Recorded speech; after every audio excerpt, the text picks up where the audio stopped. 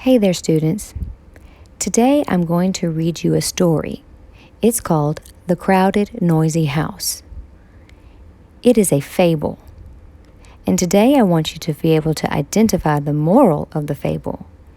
And I also want you to listen carefully to find out what the rabbi teaches a poor Jewish man. Once there was a poor Jewish man. Poor means the man does not have much money. He also doesn't have much good luck. The poor Jewish man went to speak with his rabbi. A rabbi is a leader or a teacher in the Jewish religion. "Rabbi," said the man, "you must help me. My life is terrible. I live with my wife, our 5 children, and my mother-in-law. There is only one room for the 8 of us. The children, they cry and fight. My wife, she screams a lot. My mother-in-law, she kvetches about everything." Kvetches is a Yiddish term for complains or whines. "It is crowded and noisy and horrible, I tell you. Honestly, Rabbi, I don't think it could be any worse." The rabbi rubbed his chin as he pondered or thought about the man's situation. "My son," he said, "if you will promise to do as I tell you, your life will get better. Will you promise?" Yes, said the man. "I promise." I wonder what advice the rabbi gives him. "Tell me," said the rabbi, "do you own any animals?" "Yes," said the man. "I have a goat." "Good," said the rabbi.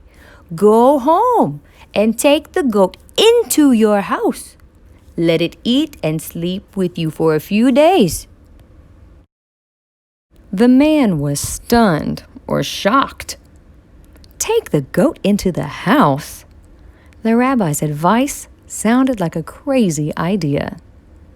Advice is an idea or a suggestion. But everyone knew the rabbi was a wise man, and so the poor man agreed to do what he said. He went home and led the goat into his house. I wonder what will happen with the goat in the house. 2 days later, the man went back to the rabbi. "Oy vey," he said. "I did as you said. I brought my goat into the house, but things are worse than before. The children, they cry and fight. My wife, she screams a lot. My mother-in-law, she kvetches about everything. The goat, she butts us with her head and knocks the dishes off the shelves. Help me, Rabbi. I don't think it could be any worse." The rabbi sat quietly for a moment. Then he asked the man, "Do you have any other animals?" "Yes," said the man. "I have a cow." "Good," said the rabbi. "Go home and take the cow into your house. Let it eat and sleep with you for a few days." Again, the man did as he was told. He went home and led the cow into his house. 2 days later, the man went back to see the rabbi. "Oy vey," he moaned. "I did as you said. I brought the cow into the house, and things are even worse than before. The children, they cry and they fight. My wife, she screams a lot. My mother-in-law, she kvetches about everything. The goat, she butts us with her head and knocks the dishes off the shelves. The cow, she eats our clothing. The house is like a barn. We can't sleep for all the bleating and the mooing. Help me, Rabbi. I don't think it could get any worse." The rabbi was silent for a long time. I wonder what advice the rabbi will give the poor man this time. Then he asked, "Do you have any other animals?" "Well," said the man, pausing, "I have a goose." "Oh, perfect," said the rabbi. "Go home and take the goose into your house. Let it eat and sleep with you." I wonder how good this is going to go over with the poor man and his family.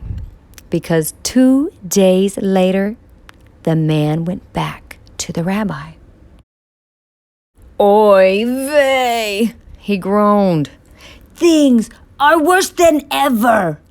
The children, they cry and fight.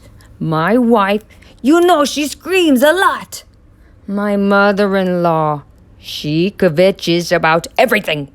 The goat, she butts us with her head and knocks the dishes off the shelves. The cow, she eats our clothing. The goose, he honks, he poops on the floor. I tell you, Rabbi, it is wrong for a man to eat and sleep with animals. I do not think it could be any worse." "My son," said the rabbi in a gentle voice, "you are right. Go home and take the animals out of your house. You will find the answer." Well, that advice was different than the last couple times, wasn't it? The next day, the man came running to the rabbi. "Rabbi," he cried, his face beaming, "you have made life sweet for me. Now that all the animals are outside, the house is so quiet, so roomy, and so clean. How wonderful!" Is this the same house from the beginning of the story? How does everything look now? Does it seem bigger to you now that the animals are out? Okay, guys, let's think a little bit. What is the moral or the lesson of this story? Let's think. I think the moral is, don't get upset when things are going badly, because it could always be worse. You guys have a great day and do your best.